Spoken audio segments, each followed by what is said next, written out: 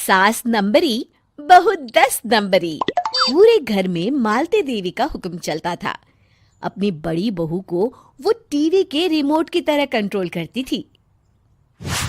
चलो, देर हो रही है। 12 बजे से पहले लड़की वालों के यहाँ पहुंचना है। हाँ हाँ, चलती हूँ। मैं तो भगवान से बस ये दुआ कर रही हूँ कि जिस तरह मेरी बड़ी बहू मेरी मुट्ठी में है, उसी तरह मेरी छोटी बहू भी मेरे इशारे पे नाचे। अरे भगवान, भला इस घर में किसकी हिम्मत है जो तुम्हारे खिलाफ जाने की हिमाकत करे। इस तरह मालती देवी अपने छोटे बेटे की भी शादी कर देती हैं। मालती की छोटी बहू फैशन डिजाइनर का कोर्स करके आई थी। उसका सपना था कि शादी के बाद वो अपना खुद का बुटीक खोले। एक दिन, क्या बात है छोटी, तू तो एक से बढ़कर एक डिजाइन बना लेती है। इसमें कौन सी बड़ी बात है दीदी? आप चाहे तो मैं आपको भी सिखा सकती हूँ। हाँ, फिर हम दोनों मिलकर एक बुटीक खोल लेंगे। लेकिन दीदी, उसके लिए तो बहुत पैसे लगेंगे। हाँ तो क्या हुआ, पैसे माँ जी से ले लेंगे। हाँ हाँ, मेरे पास तो पैसों का पेड़ है ना, तोड़ के तुम दोनों को दे दूंगी। मेरी एक बात अच्छी तरह समझ लो, मैं तुम दोनों को एक ढेला भी नहीं देने वाली। बड़ी आई बुटीक खोलने वाली। ये आप क्या कह रही हैं माँ जी? आप हमारी मदद नहीं करेंगी तो कौन करेगा? अरे अगर बुटीक खोलने का इतना ही शौक है तो अपने माँ बाप से पैसे क्यों नहीं मांग लेती? मेरे पैसों पर क्यों आंख गड़ाए बैठी हो तुम दोनों? इस तरह अपने इरादे स्पष्ट करके मालती देवी वहां से चली जाती है। अरे ये क्या दीदी, माँ जी तो साफ मुकर गई। अब हम क्या करेंगे? तू चिंता मत कर, बुटीक तो खुल के ही रहेगा। कहते हैं कि घी जब सीधी उंगली से नहीं निकलता तो उसे उंगली टेढ़ी करके निकालना चाहिए।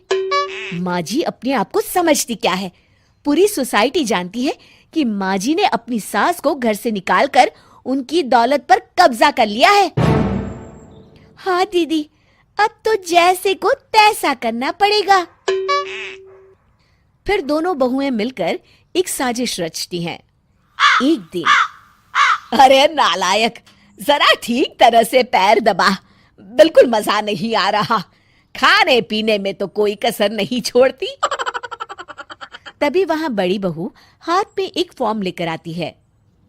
माँ जी, आपके लिए एक खुशखबरी है। सरकार सभी बुजुर्गों को हर महीने 10,000 रुपये पेंशन देने वाली है।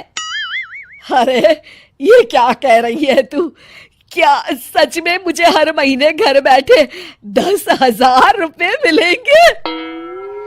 हाँ माँ जी, दीदी सच कह रही है। कल टीवी न्यूज में इस बारे में बता रहे थे। बस आप ये फॉर्म पढ़ के इसे भर दीजिए और अपने दस्तखत कर दीजिए। मैं इन्हें ले जाकर जमा करवा देती हूँ। अरे नालायक, बड़ी कामचोर है तू। इस बुढ़ापे में कहाँ तुम मुझसे फार्म भरवा रही है? खुद ही भर ले, मैं दस्तखत कर देती हूँ। ठीक है माँ जी। फिर बड़ी बहू बड़ी चालाकी से फॉर्म के पन्नों के बीच प्रॉपर्टी के पेपर छिपा कर रख देती है और उन पर मालती देवी के दस्तखत करवा लेती है।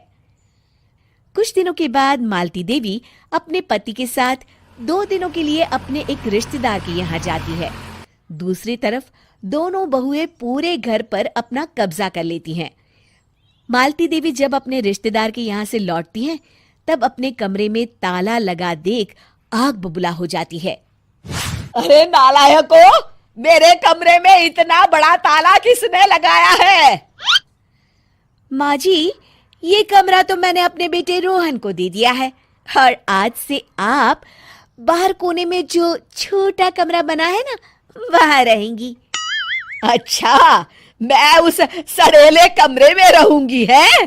तेरी ये कहने की हिम्मत भी कैसे हुई? और मेरी इजाजत के बिना मेरा कमरा देने वाली तू होती कौन है? लगता है तू भूल गई, इस घर की मालकिन मैं हूं। तभी वहां छोटी बहू आती है।